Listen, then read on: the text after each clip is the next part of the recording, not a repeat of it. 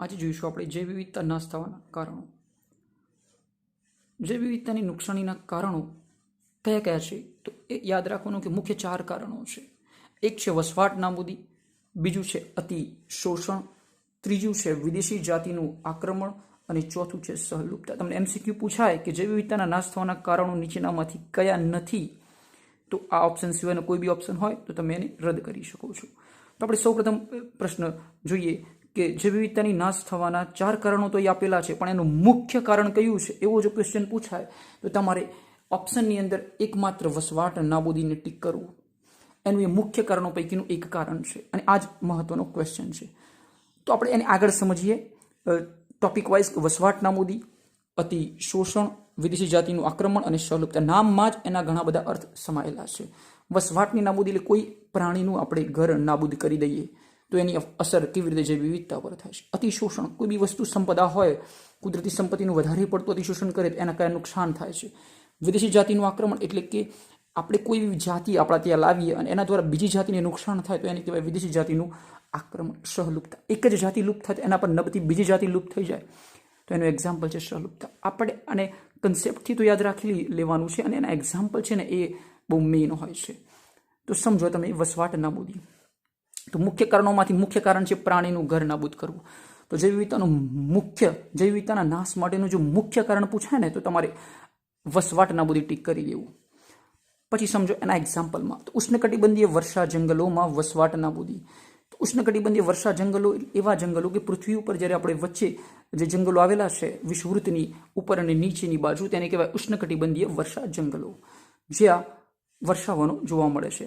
તો એવું કહેવાય છે કે 14% જમીન વિસ્તાર હતો આ જગ્યાએ અને હાલ કેટલું છે 6%. તો તમારો MCQ છે કે હાલ વસવાટ નાબૂદીના કારણે જમીન વિસ્તાર, જંગલોનો જમીન વિસ્તાર કેટલા ટકામાં રહ્યો છે? તો 6%માં રહ્યો છે. તો નેક્સ્ટ પછી એ જોવાનું છે કે જે ઉષ્ણકટિબંધીય વર્ષા જંગલો હતા ત્યાં પૃથ્વી ઉપર એમેઝોન વર્ષા જંગલો આવેલા છે ઉષ્ણકટિબંધમાં. તો એમને આપણે શું કહીએ છીએ? પૃથ્વીના ફેફસા કહેવા છે. તો એમનો નાશ કેવી રીતે થયો? તો સોયાબીનની ખેતી છે ત્યાં ફૂલી ફાલેલી છે. તો એ સોયાબીનની ખેતી કરવા માટે શું કર્યું? એ જંગલોનો નાશ કરવામાં આવ્યો. તો પ્રશ્ન પૂછાય કે એમેઝોનના વર્ષા જંગલોનો નાશ નીચેનામાંથી કયા કારણસર થઈ રહ્યો છે? તો જવાબ લખવાનો સોયાબીનની ખેતીના કારણે. બીજો એક પ્રશ્ન પૂછાય કે પૃથ્વીના ફેફસા તરીકે કોને ઓળખવામાં આવે છે? તો યાદ રાખવાનું એમેઝોનના વર્ષા જંગલો, કારણ કે એ એટલો ઓક્સિજન પૃથ્વીને આપે છે. અબાઉટ 22% ઓક્સિજન છે ને પૃથ્વીને આપે છે, એટલે એમેઝોનને પૃથ્વીના ફેફસા કહેવાય છે. તો આ હતા 3 ટાઈપના ક્વેશ્ચન સિરીઝ. એક પૂછાય વસવાટ નાબૂદી, મેઇન એનું કારણ છે, એનું એક્ઝામ્પલ પૂછાય, તમને હાલ કોઈ પર્સન્ટેજમાં પૂછાય કેટલા ટકામાં રહી ગયો છે, અને થર્ડ પૂછાય એમેઝોન વિશે. તો એમેઝોનના વર્ષા જંગલોને પૃથ્વીના ફેફસા કહે છે અને એમને શા માટે નાશ કરવામાં આવે છે? તો સોયાબીન માટે. નેક્સ્ટ તરફ જઈએ અતિશોષણ. નામ પરથી સમજો તમે કે માનવ દ્વારા કુદરતી સંપત્તિનું શું કરવામાં આવે? અતિશોષણ. એટલે આપણી લોભ અને લાલચ જાગે, અને લોભ અને લાલચ જાગે એટલે શું થાય? કુદરતને નુકસાન થાય. તો એનું એક એક્ઝામ્પલ આપેલું છે સ્ટીલર સી કાઉ અને પેસેન્જર પિજિયન. જો સ્ટીલર સી કાઉ છે દરિયાની અંદર એનું અતિશોષણ થઈ રહ્યું છે, એટલે એનો નાશ થઈ રહ્યો છે, એક દરિયાઈ ગાય છે, અને પેસેન્જર પિજિયન છે એક કબૂતર છે, તો એનો બી નાશ થઈ રહ્યો છે. એક એક્ઝામ્પલ છે જો પ્રશ્ન પૂછાય, ઉલટો પ્રશ્ન પૂછાય કે સ્ટીલર સી કાઉ અને પેસેન્જર પિજિયન નીચેનામાંથી કયા જૈવ વિવિધતાના નાશ થવાના કારણોમાંના એક છે? તો અતિશોષણમાં લખવાનો જવાબ. એ રીતે બી ઉલટું પૂછાઈ શકે છે. સમજાય છે વાતને? તો બસ એટલા માટે એક્ઝામ્પલ તમારે ખાસ યાદ રાખવા રહ્યા. તો આમાં 2 એક્ઝામ્પલ છે, સ્ટીલર સી કાઉ અને પેસેન્જર પિજિયન. ઓપ્શનની અંદર જોવાનું અતિશોષણ જવાબ લખવાનું. વિદેશી જાતિનું આક્રમણ, કોઈક એવી જાતિ જે અહીં લાવવામાં આવે છે એના દ્વારા અહીંની જાતિને નુકસાન થાય એને કહેવાય વિદેશી જાતિનું આક્રમણ. અહીં જે એક્ઝામ્પલ છે એ માછલીઓનું છે.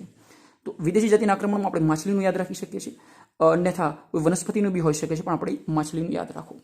તો પ્રશ્ન એનો જવાબ એ છે કે વિદેશી જાતિનું આક્રમણ જાણતા કે અજાણતા કોઈ વિદેશી જાતિનો પ્રવેશ કરાવવો તો એને કહેવાય વિદેશી જાતિનું આક્રમણ. તો એવું થાય તો એક્ઝામ્પલ છે પૂર્વ આફ્રિકાના વિક્ટોરિયા સરોવરમાં જે માછલીઓ લાવવામાં, એનું નામ હતું નાઇલ પર્ચ.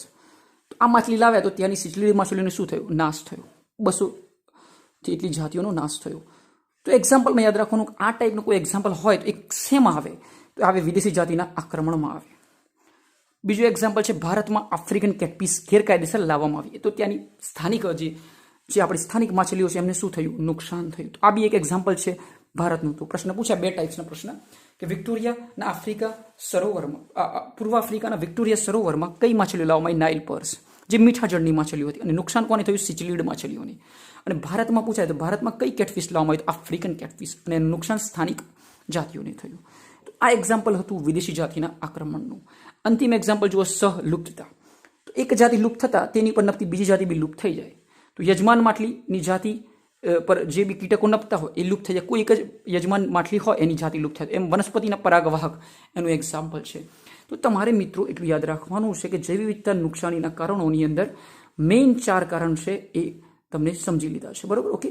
તો જો વસવાટ નાબૂદી, અતિશોષણ, વિદેશી જાતિનું આક્રમણ અને સહલુપ્તતા, એનું મેઇન કારણ છે વસવાટ નાબૂદી, જેવો પ્રશ્ન પૂછાય. બીજું, આ જે કન્સેપ્ટ છે એ કયા ઉપશીર્ષકમાં આપેલો છે? તો ધ એવિયલ ક્વાર્ટેટ, આ એક ઉપશીર્ષક છે, એની અંદર આ કન્સેપ્ટ સમજાવેલો છે. તો મિત્રો, તમે આ વિડીયોને પોઝ કરીને તમે તમારું મટીરિયલ બનાવી શકો છો અને તમે સમજી શકો છો.